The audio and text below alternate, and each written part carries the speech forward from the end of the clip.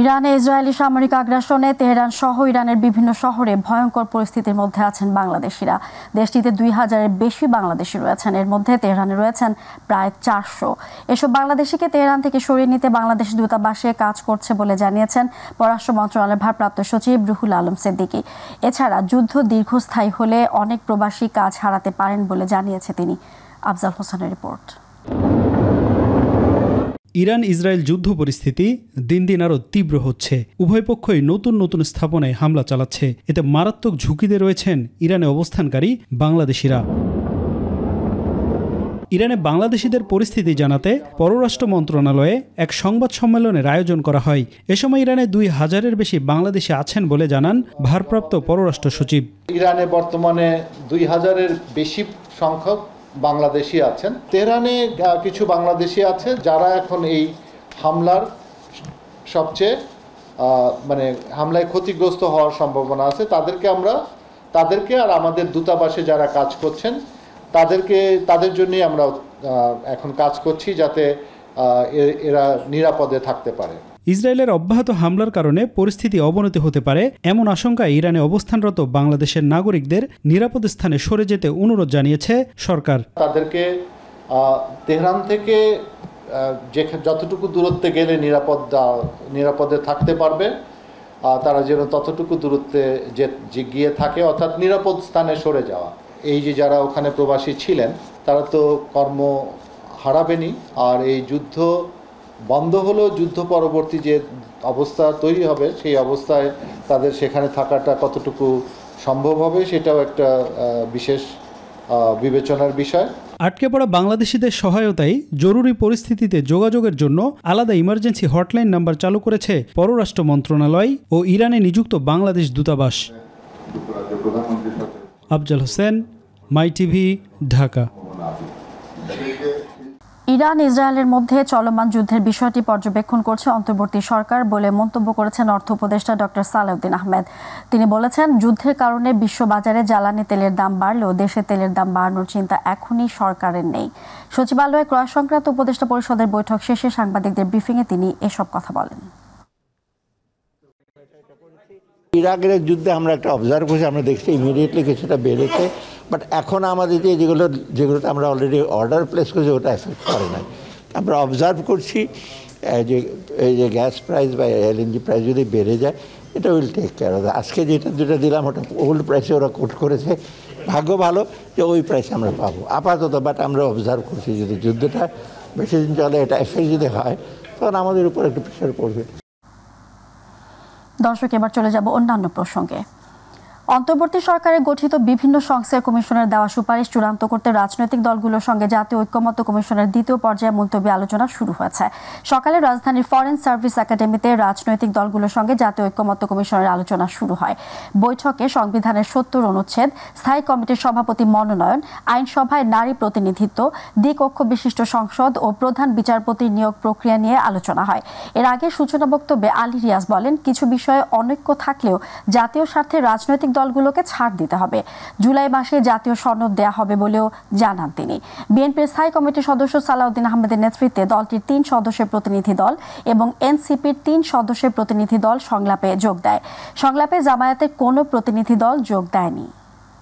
সর্বোচ্চ 50% হবে, 4টা প্লাস হবে না, এটা হবে না, কারণ 50-র বেশি তো আসলে না পেলে তা কোনো অবস্থাতে ক্ষমতায় কেউ যাচ্ছে না। সেক্ষেত্রে আমরা যদি বলি যে কমিটিগুলির সভাপতির পদ আসনের সংখ্যানুপাতে বিরোধী দলকে প্রদান, এই বিষয়ে তো আপত্তি নাই কারো।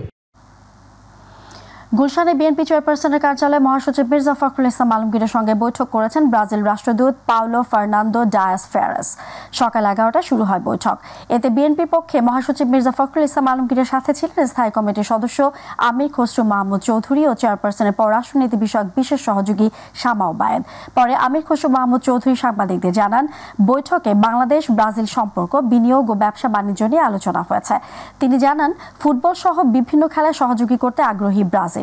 এ সময় রাজনৈতিক সহনশীলতা না থাকলে শত সংস্কারেও কাজ হবে না বলে মন্তব্য করেন আমির খসরু।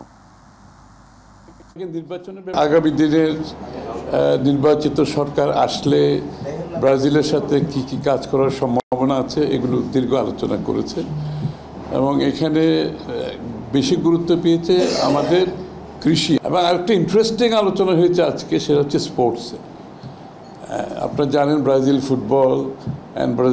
ফুটবল তো আছেই এবং ওরা স্পোর্টস নেশন হিসেবে পরিচিত।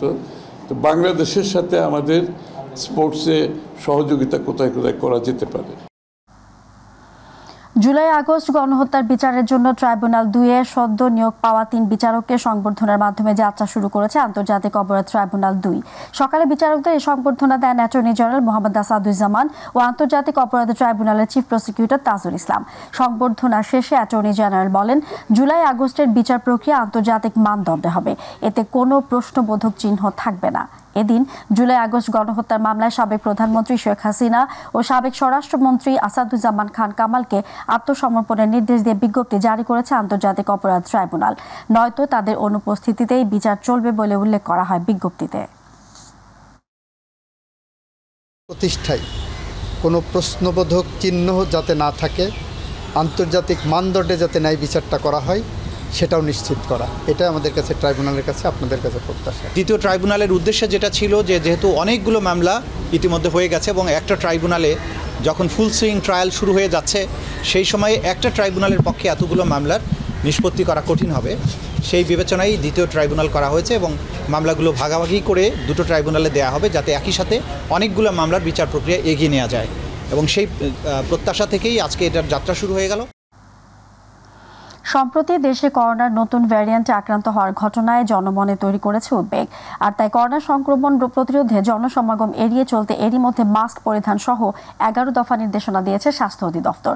কিন্তু সরকারি এসব নির্দেশনা বিষয়ে এখনও মানুষ জ্ঞাত না থাকায় সেই নিয়ম মানছেন না কেউই। বিশেষজ্ঞরা বলছেন, সংক্রমিত হলেও পরিস্থিতি মহামারীতে রূপ নেওয়ার শঙ্কা নেই। জাহিদ আহমেদ বাবুর রিপোর্ট। 2020 সালের 8 মার্চ প্রথমবারের মতো বাংলাদেশে শনাক্ত করা হয় করোনা আক্রান্ত রোগী। এর 10 দিন পরেই ঘটে প্রথম মৃত্যুর ঘটনা। বিশ্বের অন্যান্য দেশের মতো এক কঠিন সময় পার করে বাংলাদেশ। সেই পরিস্থিতি স্বাভাবিক হতে শুরু করে 2023 সালে। গত 5.5 বছরে প্রায় 30,000 মানুষ মারা যায় করোনায়। পরবর্তীতে মানুষ ফিরতে শুরু করে স্বাভাবিক জীবনে। কিন্তু সম্প্রতি করোনার নতুন ধরনের আক্রান্ত হওয়ার হার তৈরি করে উদ্বেগ। স্বাস্থ্য অধিদপ্তরের তথ্য অনুযায়ী এবছরের এপ্রিলে করোনায় আক্রান্ত হন 23 জন। কোভিডের যে pandemic situation that is over, সেটা হওয়ার পরে আমরা শুধু না, পৃথিবীর সর্ব জায়গায় যে শিথিলতা যদিও চলমান আছে প্রক্রিয়া এবং টিকা চলমান আছে। মে মাসে সে সংখ্যা 64, মারা গেছেন 1 জন। তাই বিশেষজ্ঞরা বলছেন সংক্রমণের হার বেশি হলেও পরিস্থিতি মহামারীতে নেওয়ার শঙ্কা নেই। তিনি জানান, সংক্রমণ ঠেকাতে সরকারকে এখনই প্রয়োজনীয় ব্যবস্থা নিতে হবে। মহামারী আকারে ধারণ করা আমার কাছে মনে হচ্ছে যে ওরকম মহামারী নাও হতে পারে কয়েকটা কারণ। এক নম্বর হচ্ছে আমাদের বাংলাদেশে কিন্তু ব্যাপক ভিত্তিক ভ্যাকসিনেশন করা হয়েছে। তো এরপরেও আমাদেরকে সতর্ক দৃষ্টি রাখা, আশেপাশে যে বিষয় দেশগুলো আছে সেসব জায়গায় তাদের যে মহামারী বা তাদের যে কেসগুলো ধরছে সেখানে কিন্তু অ্যাবনর্মাল কেস পেলে তাদের থেকে আইসোলেশন বা তাদের থেকে একটু রেস্ট্রিকশন করা, বাইরে থেকে যারা আসতেছেন। এখন সবচেয়ে বেশি জরুরি বিষয় হচ্ছে মাস্ক পরা। স্বাস্থ্য অধিদপ্তর করোনা সংক্রমণ প্রতিরোধে জনসমাগম এড়িয়ে চলতে মাস্ক পরিধান সহ 11 দফা নির্দেশনা দিলেও রাজধানীর মানুষ মানছেন না তার একটিও। ব্যস্ততার কারণে মাস্কটা পরি নাই, এটা আমার ব্যর্থতা, আমি সচেতন না। ইসলাম হাসপাতালে সবাই বলতেছে যে মাস্ক পরে আসতে হবে। এই ভেরিয়েন্টটা নাকি আগের ভেরিয়েন্টের থেকে আরও 5 গুণ শক্তিশালী। সো সেই হিসেবে আমি মনে করি আমাদের সবারই আবার নতুন করে বেশি সচেতন হওয়া উচিত। নতুন করে করোনা আক্রান্তের বিষয় কেউ কেউ অবগত হলেও অনেকে এই ব্যাপারে যেন কিছুই জানেন না। জাহিদ আহমেদ বাবু, মাই টিভি, ঢাকা। করোনার নতুন ভ্যারিয়েন্ট ছড়িয়ে পড়ার প্রেক্ষাপটে চট্টগ্রাম নগরবাসীর স্বাস্থ্যসেবা নিশ্চিতের আশ্বাস দিয়েছেন মেয়র ডাক্তার শাহাদাত হোসেন। পরিদর্শনকালে মেয়র 2 হাসপাতালে corona unit, ICU, oxygen plant ও নমুনা সংগ্রহ কেন্দ্র ঘুরে দেখেন। চিকিৎসক ও নার্সদের সঙ্গে কথা বলেন এবং প্রয়োজনীয় প্রস্তুতির বিষয়ে দিক নির্দেশনা দেন। মেয়র এ সময় বলেন, চট্টগ্রাম মেডিকেল ও জেনারেল হাসপাতালের করোনা প্রস্তুতি ভালো। চমেক হাসপাতালে করোনার জন্য আলাদা ওয়ার্ড তৈরি করা হয়েছে। সেই সাথে জেনারেল হাসপাতালকে কোভিড ডেডিকেটেড হাসপাতাল হিসেবে ঘোষণা করা হয়েছে। প্রিভেনশনের জন্য যা যা দরকার সেটা আমরা করব, সেটা সব কিছুই, সব ধরনের ব্যবস্থা যা আছে, এবং বিশেষ করে আইসোলেশন সেন্টারের ব্যাপারে অলরেডি আমরা তো বলেছি সিটি কর্পোরেশনের পক্ষ থেকে আমাদের যে মেমন্টো হসপিটাল আছে সেখানে 20 বেডের একটি সেন্টার আমরা ডেডিকেটেড করেছি এবং সেটা অলরেডি আমরা প্রস্তুতি নিয়েছি। দেশে গত 24 ঘন্টায় প্রাণঘাতী ডেঙ্গু জ্বরে আক্রান্ত হয়ে 244 জন হাসপাতালে ভর্তি হয়েছেন। এর মধ্যে 138 জনই বরিশাল বিভাগের। তবে সর্বশেষ 24 ঘন্টায় ডেঙ্গু আক্রান্ত হয়ে কারো মৃত্যু হয়নি। মঙ্গলবার স্বাস্থ্য অধিদপ্তরের হেলথ ইমার্জেন্সি অপারেশন সেন্টার ও কন্ট্রোল রুম থেকে পাঠানো ডেঙ্গু বিষয়ক এক সংবাদ বিজ্ঞপ্তিতে তথ্য জানানো হয়। বিজ্ঞপ্তিতে বলা হয়, গত 24 ঘন্টায় ডেঙ্গু আক্রান্ত হয়ে হাসপাতালে ভর্তি রোগীর মধ্যে বরিশাল বিভাগে 138 জন, চট্টগ্রাম বিভাগে 19 জন, ঢাকা বিভাগে সিটি কর্পোরেশনের বাইরে 26 জন, ঢাকা উত্তর সিটি কর্পোরেশনে 4 জন, ঢাকা দক্ষিণ সিটি কর্পোরেশনে 32 জন, ময়মনসিংহ বিভাগে 1 জন এবং রাজশাহী বিভাগে 24 জন রয়েছেন। জলবায়ু পরিবর্তনের ফলে বাড়তে শুরু করেছে ডেঙ্গু জ্বরে আক্রান্ত রোগীর সংখ্যা। প্রতিদিনই দেশের বিভিন্ন স্থান থেকে নানা ধরনের উপসর্গ নিয়ে রাজধানীর হাসপাতালগুলোতে ভিড় করছে রোগী ও তাদের স্বজনরা। স্থায়ী কোনো চিকিৎসা না থাকায় সরকারি ও বেসরকারি পর্যায়ে সচেতনতার মাধ্যমে এ রোগ প্রতিরোধে করার তাগিদ বিশেষজ্ঞ চিকিৎসকদের। ইউসুফ আলীর রিপোর্ট। রাজধানী ঢাকার বিভিন্ন স্থানে রয়েছে অসংখ্য খাল, নর্দমা ও ড্রেন, যা দিয়ে ময়লা পানি প্রবাহিত হয়ে আশেপাশের নদীতে গিয়ে মিশে। অনেকে হয়তো মনে করতে পারেন এসব ময়লা পানি থেকে এডিস মশার উৎপত্তি হয়, কিন্তু না। পরিষ্কার স্বচ্ছ পানি টানা 3 দিনের বেশি জমে থাকলে এ মশার লার্ভা তৈরি হয়। এছাড়া এডিস মশার ডিম 1 বছর পর্যন্ত সজীব থাকে। স্বচ্ছ ও পরিষ্কার পানির ছোঁয়া পেলে এগুলো প্রাণ ফিরে পায় এবং ডেঙ্গুর বংশবিস্তার শুরু করে। ডেঙ্গু জ্বরের উপসর্গ নিয়ে গত কয়েকদিন ধরে অসংখ্য রোগী ভিড় করছেন রাজধানীর বিভিন্ন হাসপাতালে। কোনো খাবার খাইতে পারে না, খালি বমি করে। রাতে 2টার সময় প্রচন্ড মাথা ব্যথা, হাত ব্যথা, ওই ঘুমে পুরো শরীরের প্রত্যেকটা জয়েন্ট ব্যথা করতেছে। মাথা ব্যথার জন্য আর জ্বর মানে কমেই না, ওষুধ খাওয়াইছি কমে না। পরে ডাক্তারের কাছে আসছি, পরে ডাক্তার মানে পরীক্ষা দিয়েছেন, পরীক্ষা করতে আসছি। শরীর পুরো ব্যথা করে, সিরিক পড়ে। অসংখ্য নারী, পুরুষ ও শিশু হাসপাতালের বিছানায় শুয়ে সুস্থতার প্রহর গুনছেন। 4 দিন আগে হইল গিয়ে হঠাৎ করে হাত পা শরীর ব্যথা, তারপরে ঘন্টা 2 পরে শরীরে জ্বর আসছে। প্লাটলেট কমতেছিল, শরীর দুর্বল লাগছে, মানে বারবার বাথরুম যাওয়া লাগতেছে, বমি হচ্ছে, হাত পায়ে ব্যথা। এখন আলহামদুলিল্লাহ মোটামুটি সুস্থ আছি। ডেঙ্গু হলে মশারির ভেতরে থেকে চিকিৎসা নেওয়ার পাশাপাশি এর সংক্রমণ রোধ করার উপর তাগিদ এই বিশেষজ্ঞ চিকিৎসকের। শরীরে বিভিন্ন জায়গায় রক্তের ছোপ ছোপ দাগ হচ্ছে, তীব্র পেট ব্যথা হচ্ছে, কন্টিনিউয়াসলি ভমিটিং হচ্ছে, ডায়রিয়া হচ্ছে, মাথা ঘোরাচ্ছে, কনফিউশন হচ্ছে, তখন মনে হতো it may be a case of dengue shock. এবং আমাদের যদি চোখের পিছনে একটা পেন পাওয়া যায়, রেট্রো অরবিটাল পেন বলি, সেটা কিন্তু ডেঙ্গু কেস ইন্ডিকেট করে। যেখানে সেখানে স্বচ্ছ ও পরিষ্কার পানি জমে থাকা দূর করতে পারলে এডিস মশার বংশবিস্তার রোধ ও ডেঙ্গু প্রতিরোধ অনেকটা সম্ভব বলে মনে করেন ডিএনসিসি হাসপাতালের পরিচালক তানভীর আহমেদ। ডেঙ্গু থ্রিতে যেটা হয়, সেটা হঠাৎ করে ব্লাড প্রেশার কমে যাচ্ছে, তারপরে অজ্ঞান হয়ে যাচ্ছে, কনফিউশনে চলে যাচ্ছে। এটা কিন্তু খুবই ডেঞ্জারাস। রোগীর সাধারণত 1 থেকে 5-7 দিনটা ফাইব্রাইল ফেজ থাকে এবং 5 to 7 ডেজে গিয়ে মোর সিভিয়ার হয়ে যেতে পারে। তো এই জন্য আমাদের সাধারণত 10 দিনের মধ্যে খুব অবজারভেশনে রাখতে হবে রোগীকে। এইগুলো খুবই ইম্পর্টেন্ট। ডেঙ্গুকে আসলে অবহেলা করার মতো রোগ নয় আর, কারণ এটা খুব র্যাপিডলি এখন দেখছে ঘন ঘন শক সিনড্রোমে চলে যায়। বর্ষা মৌসুম শুরু হওয়ার সাথে সাথে পাল্লা দিয়ে বাড়ছে ডেঙ্গু রোগীর সংখ্যা। বিশেষজ্ঞ চিকিৎসকের পরামর্শ, একটু সচেতন হলে মহামারী এই ডেঙ্গুকে প্রতিরোধ করা সম্ভব। ইউসুফ আলী, মাই টিভি, ঢাকা। ঢাকায় অস্ট্রেলিয়ার ভিসা কার্যক্রম পুনরায় চালু করায় দেশটিকে ধন্যবাদ জানিয়েছেন অন্তর্বর্তী সরকারের প্রধান উপদেষ্টা ডক্টর মোহাম্মদ ইউনূস। বাংলাদেশে আশ্রয় নেওয়া 10 লাখ রোহিঙ্গা শরণার্থীর জন্য মানবিক সহায়তা বৃদ্ধির জন্য অস্ট্রেলিয়ার প্রতি আহ্বান জানিয়েছেন তিনি। মঙ্গলবার ডক্টর মোহাম্মদ ইউনূসের সাথে যমুনা সৌজন্য সাক্ষাৎ করেন অস্ট্রেলিয়ার নবনিযুক্ত হাইকমিশনার সুসান রাইল। সাক্ষাৎকালে অন্তর্বর্তী সরকারের চলমান সংস্কার কার্যক্রম, নির্বাচন প্রস্তুতি, দ্বিপাক্ষিক বাণিজ্য সম্প্রসারণ ও রোহিঙ্গা সংকট নিয়ে আলোচনা হয়। অধ্যাপক মোহাম্মদ ইউনূস এ সময় জানান, জুলাই অভ্যুত্থানের আগামী বার্ষিকীতে জুলাই চার্টার ঘোষণা করা হবে। মানুষ একটি স্বাধীন ও উৎসবমুখর পরিবেশে ভোট দেওয়ার সুযোগ পাবে। এ সময় অস্ট্রেলিয়ার হাইকমিশনার জানান, ইউএনডিপির মাধ্যমে অস্ট্রেলিয়া বাংলাদেশের নির্বাচন কমিশনের সক্ষমতা বৃদ্ধির জন্য $2 মিলিয়ন সহায়তা দেবে।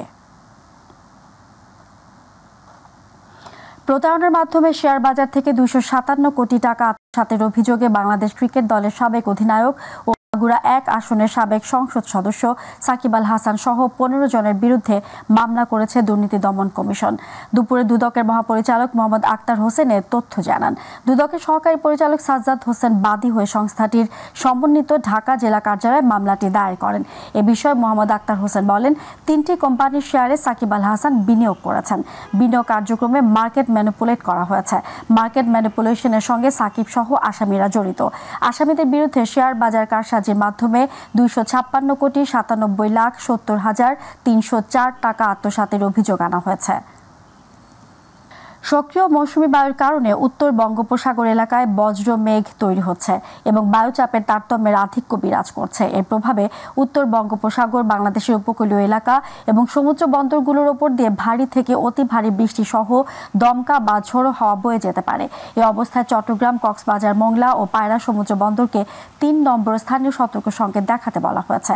এছাড়া উত্তর বঙ্গোপসাগরে অবস্থানরত মাছ ধরার নৌকা ও ট্রলারকে পরবর্তী নির্দেশ না দেওয়া পর্যন্ত উপকূলের কাছাকাছি এসে সাবধানে চলাচল করতে বলা হয়েছে।